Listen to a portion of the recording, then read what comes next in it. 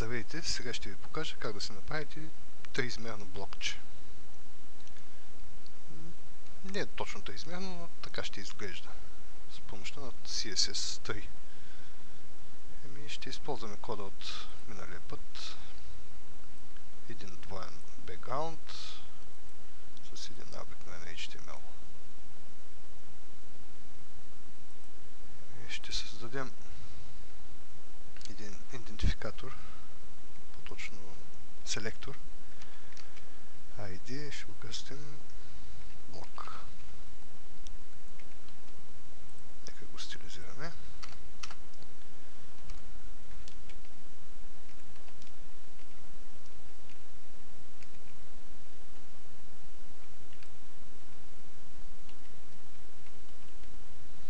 Ще му зададем позиция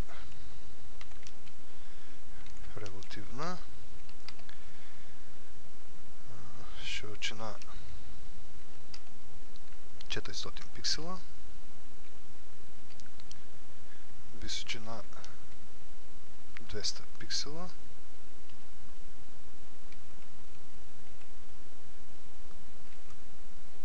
и един цвят.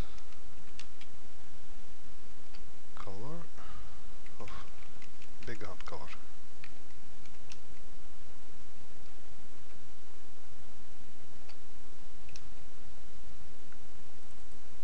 Кафяв.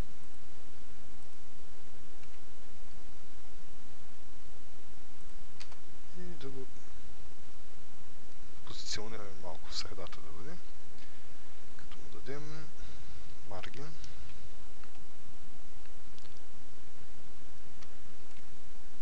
Не 400, 300 пиксела и да е в средата. Какво се е получило? Нищо не се е получило. Не 0, ами ауто.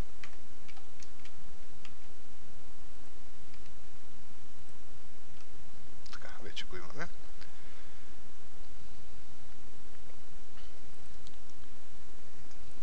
Изглежда като най-обикновено правоъгълниче. Сега ще направим така, че да заоблим малко ръловите, да придоби така по-фешен вид. Това става с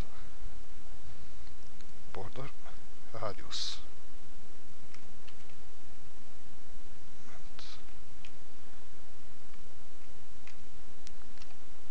Ако зададем 20 пиксела радиус, вижте какво се получава.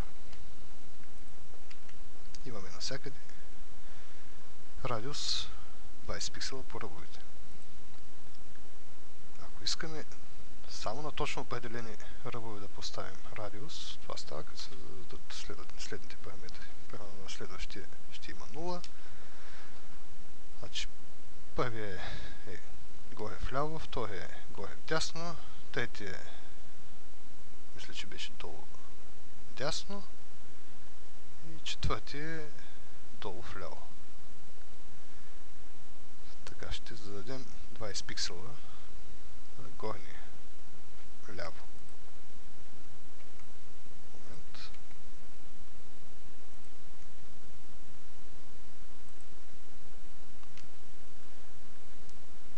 И какво се получи? Имаме 20 пиксела радиус на горе дясно и горе вляво и долу дясно. Ако зададем тук 5 пиксела, вижте какво се получава. На също положените ръбове също имаме радиус, но радиусът е само 5 пиксела. А сега ще бъде 0. За да предадем малко по-3D на плочката, ще сложим едно малко ефектче. Ще му сложим border, който ще бъде в дясната страна, border right. Задаваме му да бъде солиден. Широчина 1 пиксел и цвят черен.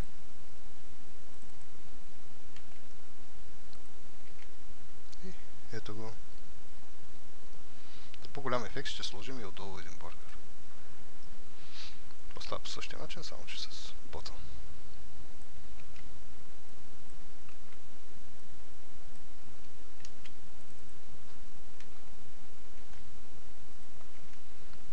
И ето го.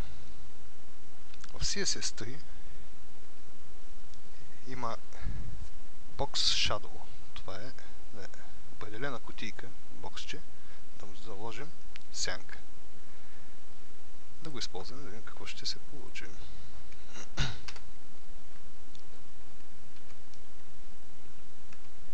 Ако се дадем на Box Shadow 20 пиксела, вижте какво се получава. О, момент, объркал съм.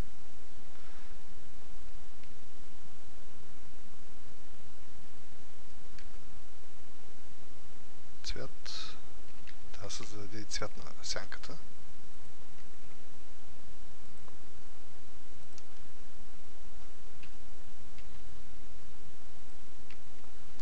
И ето имаме в дясната страна някакво жалко подобие на сянка.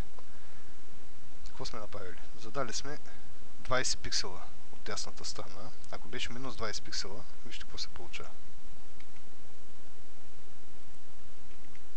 От другата страна.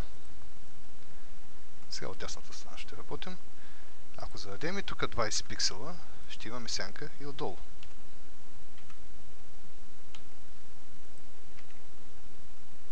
Ако я зададем с отрицателна стойност, се получава това. Но за сега ще бъде положително. Да бъде дясната страна или долу.